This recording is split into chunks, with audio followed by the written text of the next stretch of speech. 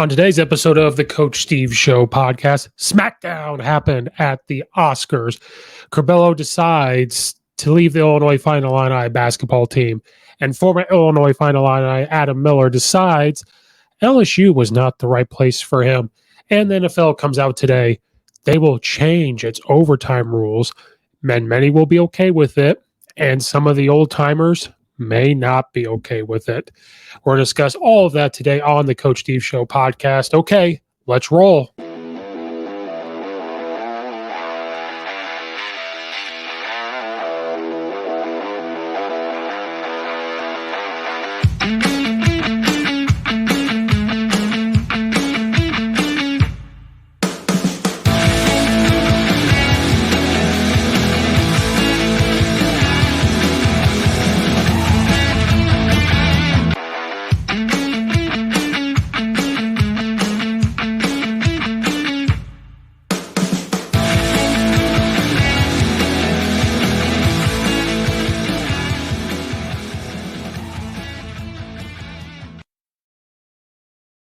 Welcome back to another episode of the Coach Steve Show podcast. Hope everybody out there is doing well. It's cold here in the suburbs, so hopefully everybody's in some warm weather. If you're on your spring break, hopefully you're in some warm weather.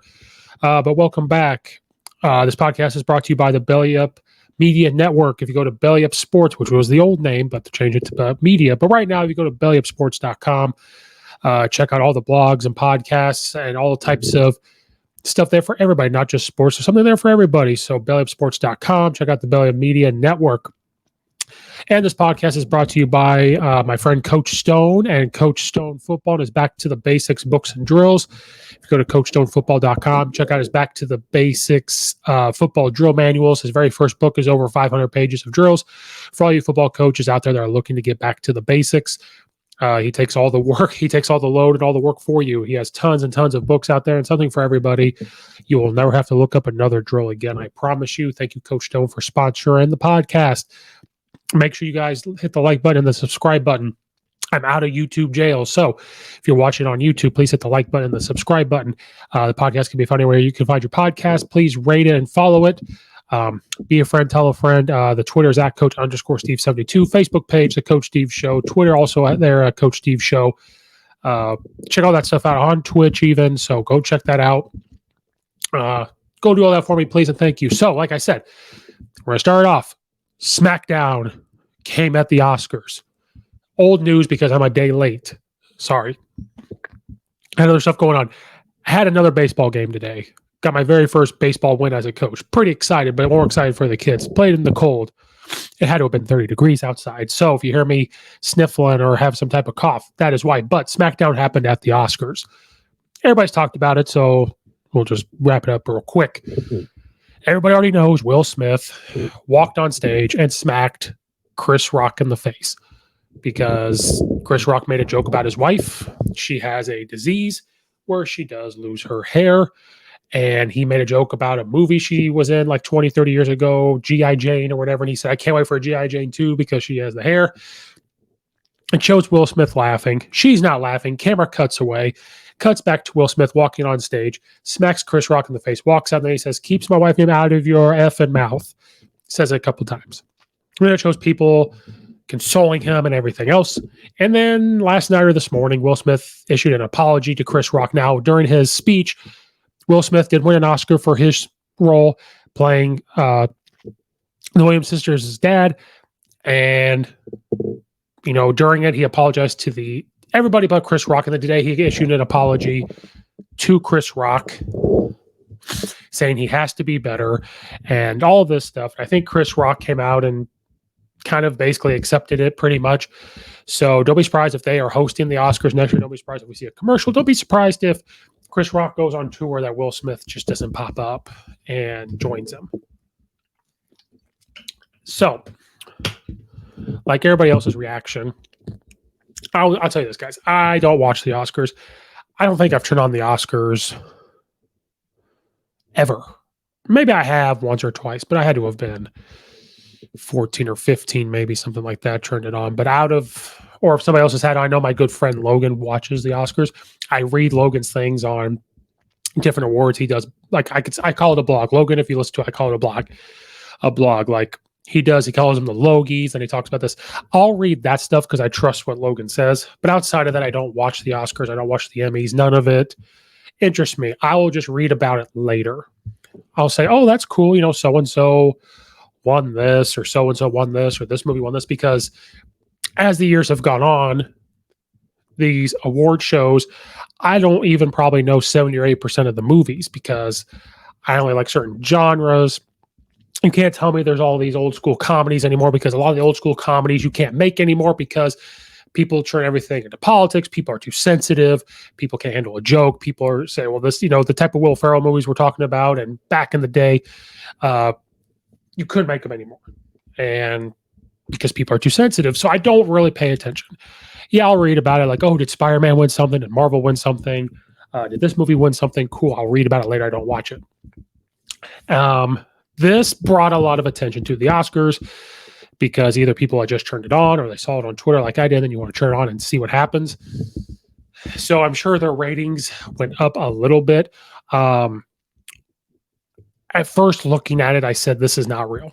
Like, this was a bit because the Oscar ratings are so bad. The Emmy ratings are so bad because nobody watches them. Sorry, Logan, if you're listening to it. Not a lot of people watch them. Logan does because he's way more into movies than I am, loves it, and I appreciate that. I'll get my information from him. I trust him. Logan needs to run the Oscars and the Emmys. I will put in a bid for Logan Lee, co-host of No One Asked This podcast. Shame, plug for Logan and Craig if they listen to this. Go check out that podcast. But yes, he needs to be in control. But I'm here to tell you, nobody cares about the Oscars. Nobody cares about the Emmys. Nobody cares.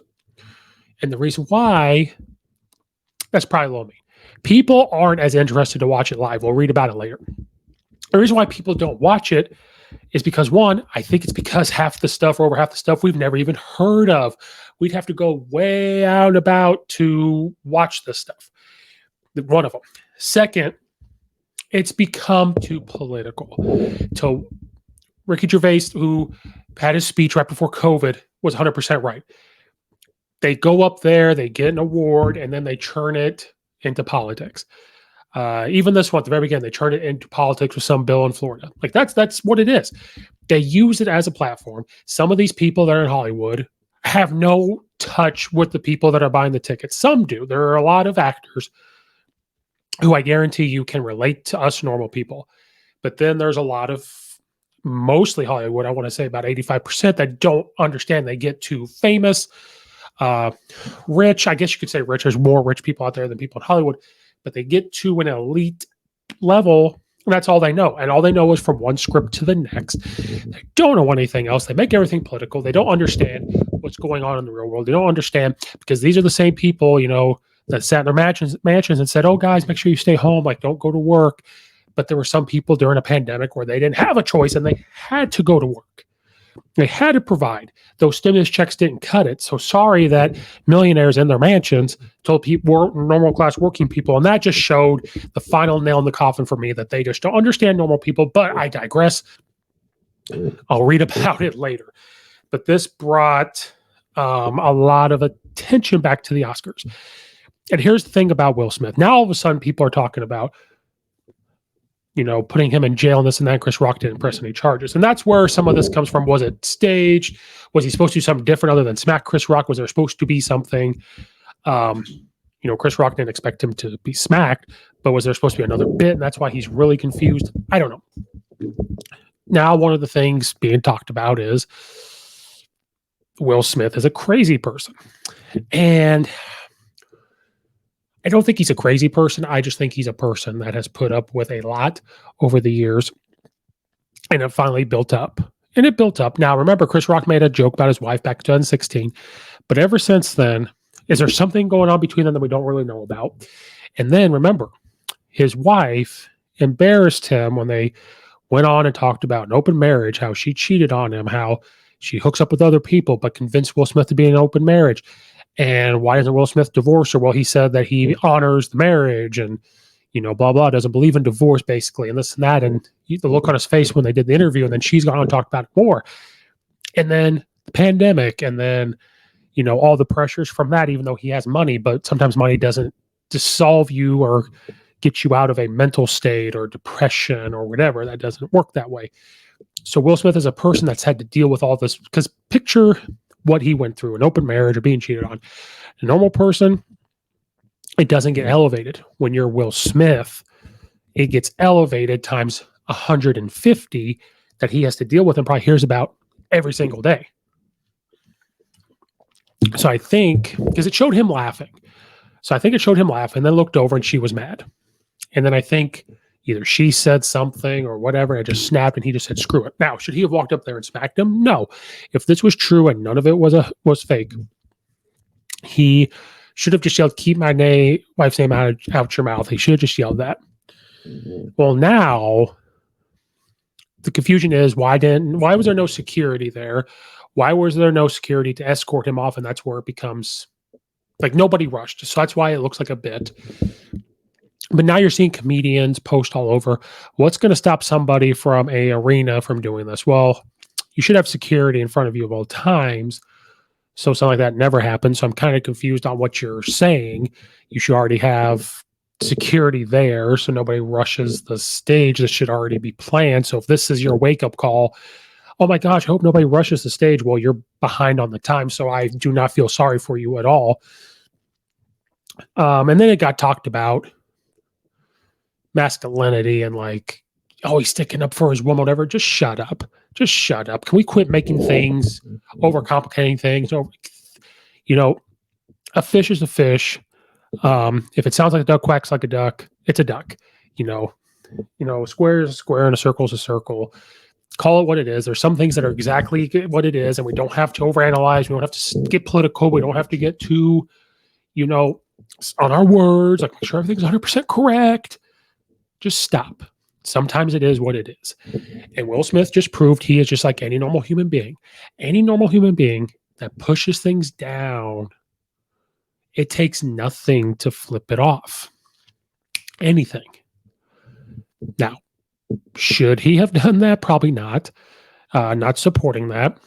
But he had to defend his wife, and you have to think he's walking on eggshells with this open marriage he doesn't support, with this other stuff in his life he doesn't support, and just got built up. Will Smith, I'm sorry to tell you, just divorce her. Just divorce her, and you'll probably be way happier.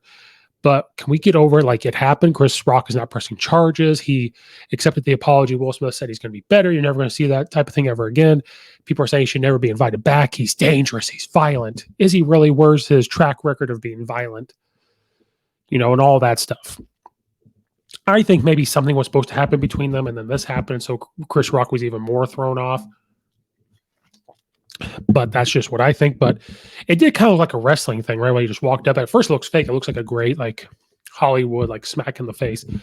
And then, it is what it is. It brought more attention to the Oscars. Are more people going to watch it next year? No. The next award show? No. People don't watch it. But Will Smith walks on eggshells, and we just don't really know what goes on in his mind, and depression and, all that stuff. So we just have to be careful before we start judging and what they're going through, and, doesn't necessarily excuse him of what he did, but we have to understand we don't know what he's going through, and we have to move on. Great conversation thing to have, but I'm sorry, this will not make more people watch the Oscars or the Emmys. I wanted to talk about that. Now we're going to dive back to my Illinois Fighting Illini.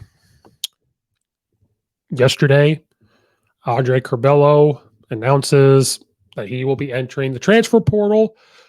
The title of the article, which we'll talk about, is Illinois Fighting Illini sophomore guard Andre Cabello enters transfer portal after a frustrating season.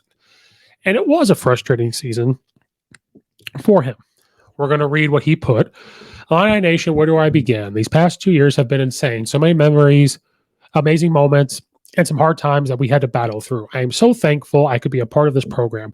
Without my teammates and staff, I wouldn't have been able to accomplish all of the things that I did personally and we did collectively.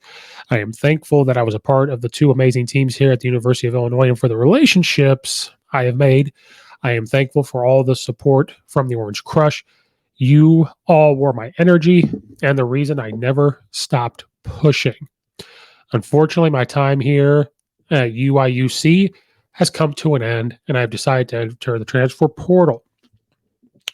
He averaged 9.1 points a game, 4.2 assists per game as a freshman. He came into a sophomore campaign as a preseason first-team All-Big Ten selection. Now, he did suffer concussion in exhibition game in October. He missed 14 of the first 18 games because of the concussion-related issues. He kind of came back at full strength, but he didn't have the same impact. Over the last 13 games of the Illinois season, he averaged 6.2 points, 2.6 assists, and 2.6 turnovers. And he did not play. He only played 10 minutes versus Houston. In 2021 for the 2022 season, Cabello averaged 7.5 points, 3.2 assists per game, and he only shot 32.9% from the field. There are going to be a lot of people in the universe, in the Illini fandom range, that are happy about this. There are people that don't like Andre Cabello. They just don't. And I don't know if it's because he's not the scorer, if it's some of the mistakes he makes. Okay, cool. He makes some mistakes. But good things happen when he's on the court. He's a wizard with the basketball. I agree. When he goes 100 miles an hour, bad things happen. We can all fully agree on that. When he scales it back to about 80, good things happen. I am one of those people that will sit here and say, University of Illinois is going to miss Andre Curbelo. I am going to miss Andre Curbelo. This season does not define who he was. He did really good as a freshman, and the natural progression, what he would have done this year if he was healthy, would have been phenomenal. And for him to enter the transfer portal, I get it, because I think him not playing in the second half of the Houston game was the final nail in the coffin. Where my parts of my confusion come in, where I think about is some of the stuff were out of his control because of the concussion problems. Now, is something else outside of that happening? Was there something between him and Brad Underwood that happened where he just is like, okay, I'm done? Was he not supposed to be in concussion protocol that long? Well, I'm sure that's not up to Brad Underwood. I'm sure that's up to the medical staff. So if it's going to be one for one medical staff, it'd be the same for the other.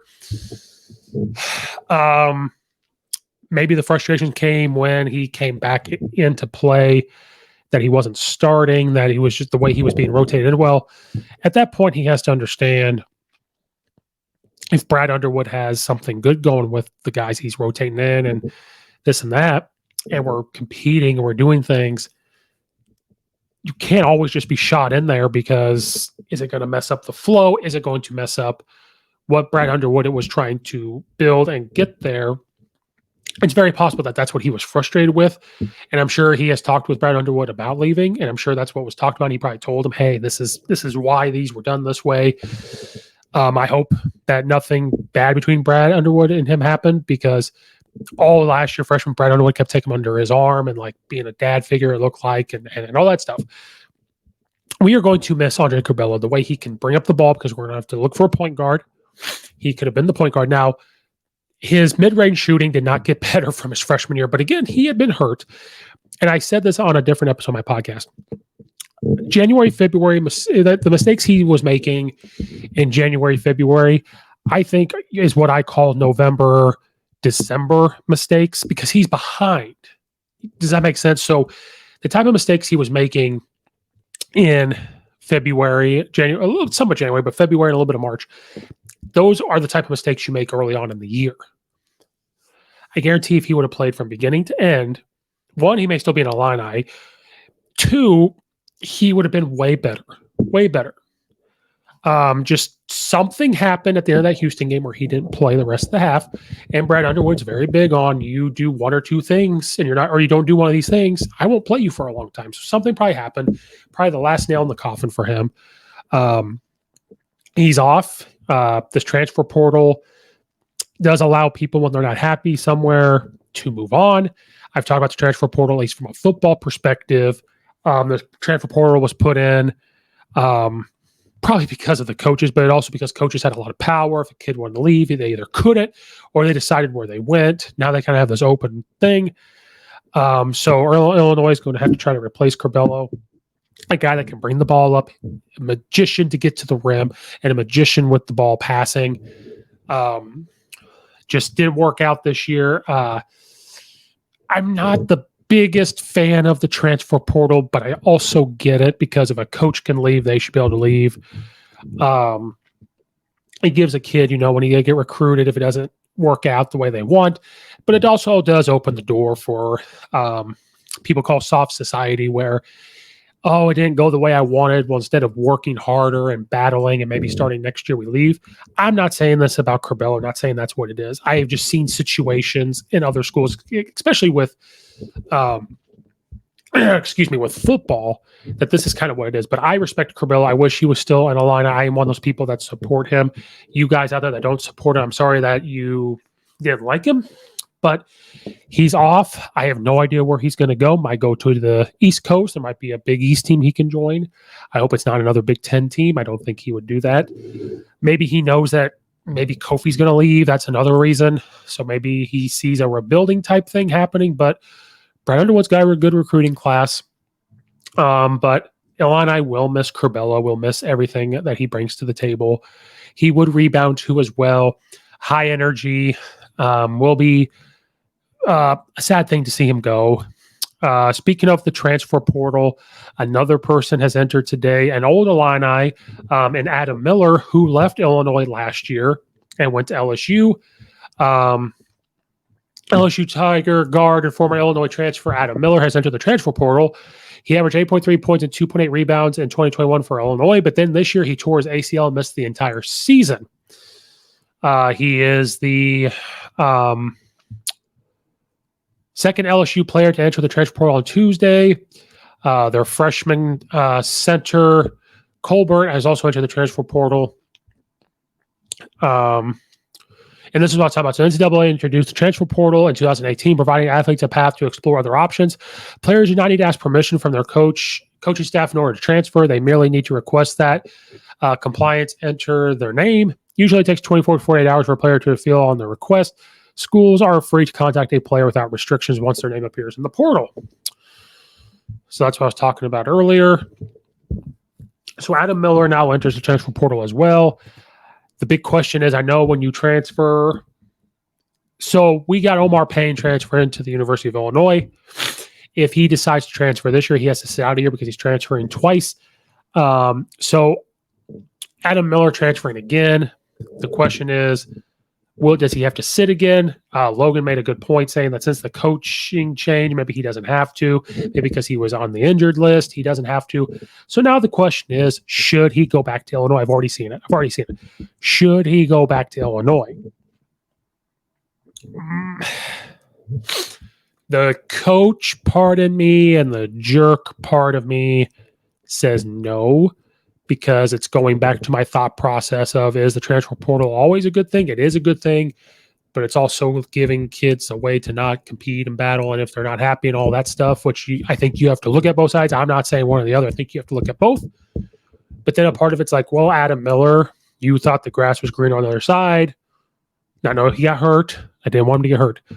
But it's like, you should have just stayed then. I'm sure Brad Underwood would accept him back. But then that part of me is like, you left before. Now, if he comes back, he'll have to stay. But you left before, and now you want to come home. So I am indifferent. As a fan, if he comes back and is able to play right away, yes, you take him. If Brad Underwood looks at who he's recruiting, what kind of scholarship things he's got going on, you take him. But the coach jerk, quote unquote, side of me says, well, sorry, you shouldn't have left. Now somebody else is going to come in and take your spot. Sorry, go somewhere else. So, yes, as a fan, you take him back. How would he fit in with the Illini? I think he'd fit pretty well. His length is good for the Big Ten. His defense, I think, would help tremendously. That's what we really needed against Houston. The rebounding, his rebounding would help Illinois out. The leadership from being on that team with Io and Kofi and everything else. So from that aspect, I think Adam Miller would bring a lot to Illinois. would help out a ton. I just don't know if Brad Underwood's going to sit there and be like, well, because I would love to have him on the podcast. Everybody out there, I'm doing it right now. Coach Underwood, could you just come on the podcast and talk some basketball? But he seems like an old schoolish coach for certain things. And I don't know, he might think the same way of, well, I appreciate that you want to come back. But you also left, and maybe you shouldn't have left. And so, again, that one other thing is, does he have to sit? If he has to sit for a year, you don't take him, Illinois. You're just like, I'm sorry.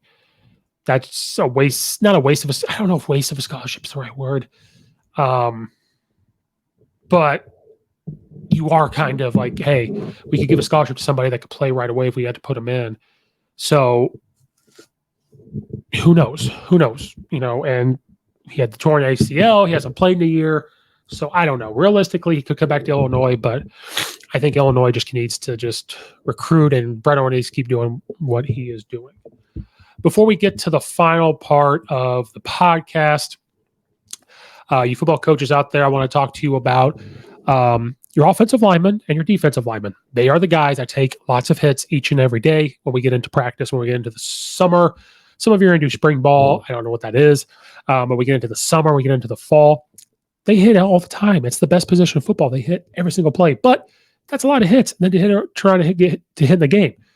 Well, I have a way to protect those guys, protect the shells, and reduce the repetitive blows that guys take each and every week.